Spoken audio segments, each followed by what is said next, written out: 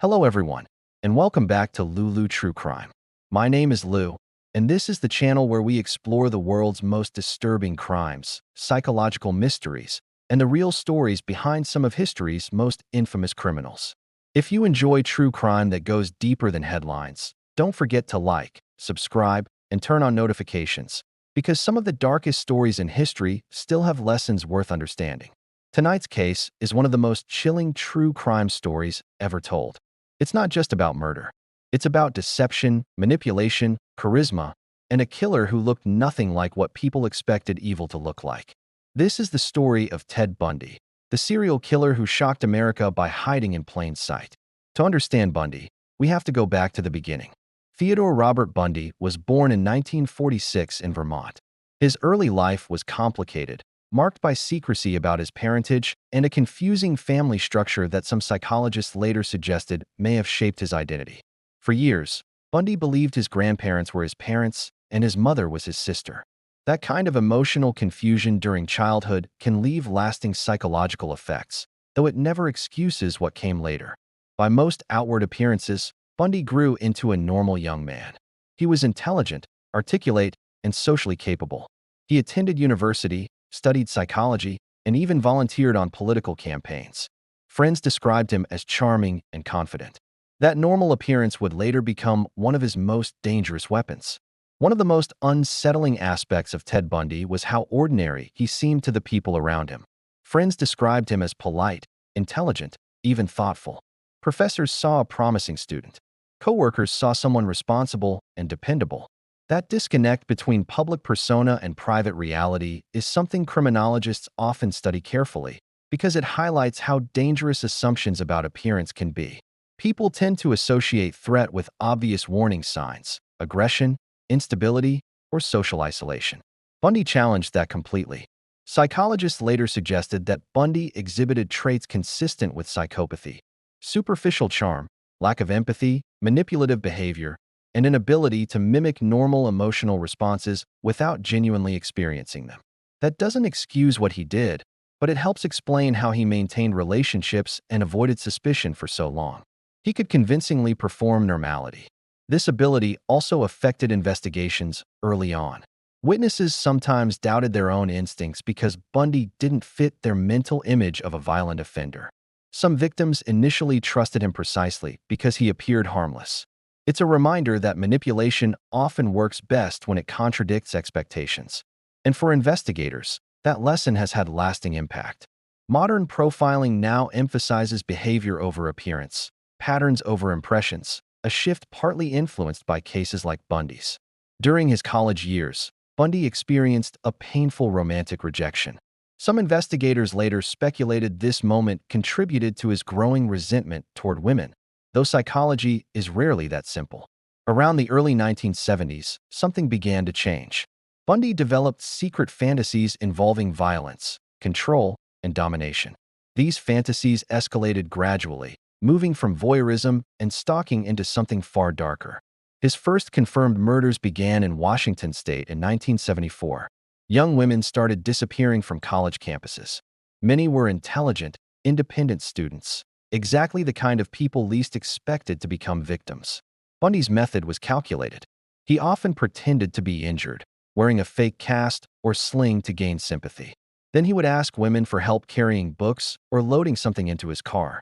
It was simple and terrifyingly effective. Witnesses later recalled how ordinary he seemed: polite, educated, non-threatening, exactly the kind of person most people instinctively trust. One of the first widely reported disappearances was Linda and Healy, a college student who vanished from her apartment. There were signs of struggle, but no immediate suspect. Soon, more women disappeared. Janice Ott, Denise Naslund, others followed. The pattern became undeniable. Authorities realized they might be dealing with a serial offender, something still relatively unfamiliar to many investigators at the time. Witness descriptions started forming a composite image.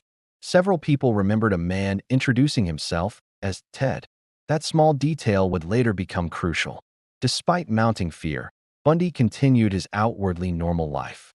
He dated, worked, studied, and socialized. That double life is one of the most disturbing aspects of the case. The idea that someone capable of extreme violence could appear so ordinary challenged public assumptions about what danger looks like. Before we continue deeper into this case, if you're finding this story compelling, make sure you're subscribed to LouLou True Crime. We break down cases not just to tell the story, but to understand the psychology behind them. As investigations intensified in Washington, Bundy moved to Utah. The crimes followed. Women began disappearing there too, often under similar circumstances. At Lake Sammamish State Park, witnesses recalled a charming young man asking women for help with a sailboat. Several of those women were never seen again. Police sketches circulated widely, but Bundy's ability to blend into society kept him ahead of investigators for years. Eventually, in 1975, a routine traffic stop in Utah changed everything. Police noticed suspicious items in Bundy's car: handcuffs, a crowbar, rope. Individually, they might have seemed explainable. Together, they raised serious concern. Bundy was arrested initially on suspicion of kidnapping. Even then, he maintained his calm, cooperative persona. He spoke confidently, smiled easily, presented himself as misunderstood. Some people believed him. Others felt something deeply unsettling beneath the surface. Investigators began connecting evidence from multiple states: witness statements, physical evidence, timelines. Slowly, a picture started emerging. But the case was far from over. Because even in custody, Ted Bundy wasn't finished manipulating the system. And what happened next would turn this investigation into one of the most dramatic manhunts in criminal history. For many investigators, it seemed like the nightmare might finally be ending. But with Bundy, nothing was ever simple. Even in custody, he remained calm, articulate, and strangely confident. He chose to represent himself in court at times, using legal knowledge and charisma to manipulate proceedings. Observers often noted how composed he appeared. That composure wasn't innocence, it was control. And control was something Bundy constantly sought. Then, in 1977, something happened that stunned everyone. During a court recess in Colorado, Bundy jumped from a courthouse window. It was a desperate escape attempt. He injured himself, but managed to disappear into the surrounding area. For 6 days, he hid in the mountains.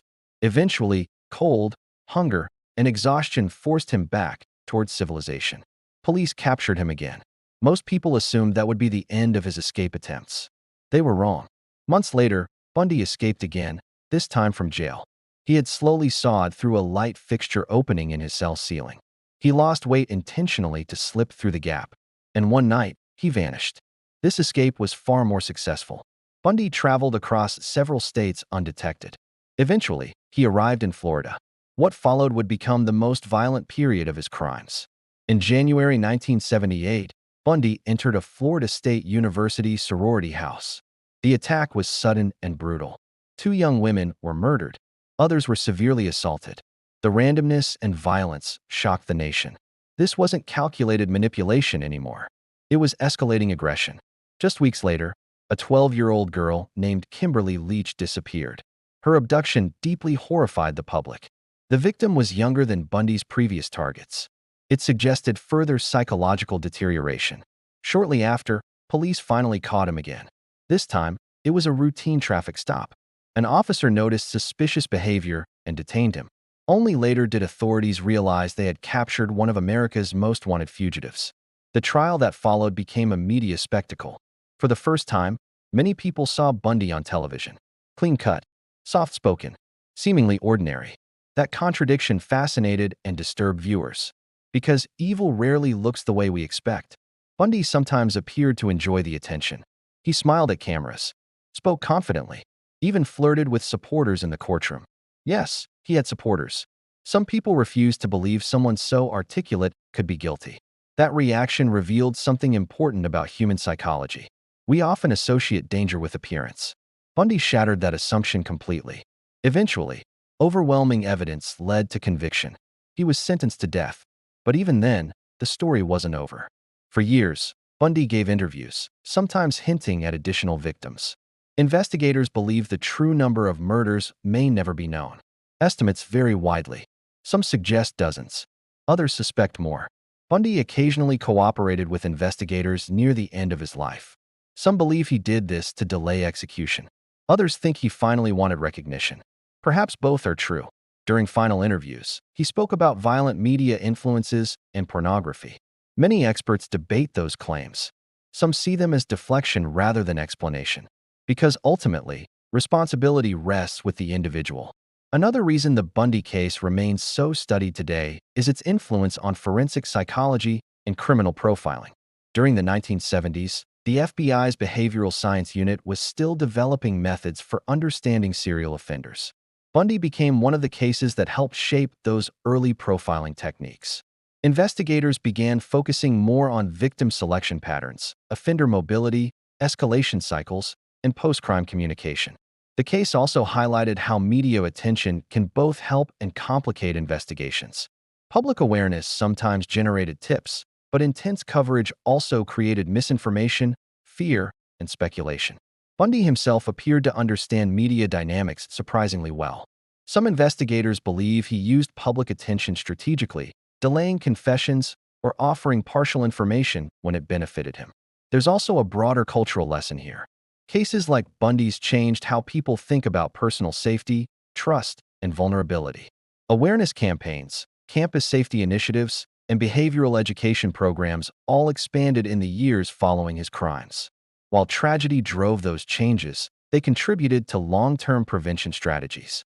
Ultimately, the case is studied not just because of the crimes, but because of what it revealed about manipulation, psychology, investigation techniques, and the evolving relationship between crime and media. That on January 24, 1989, Ted Bundy was executed in Florida.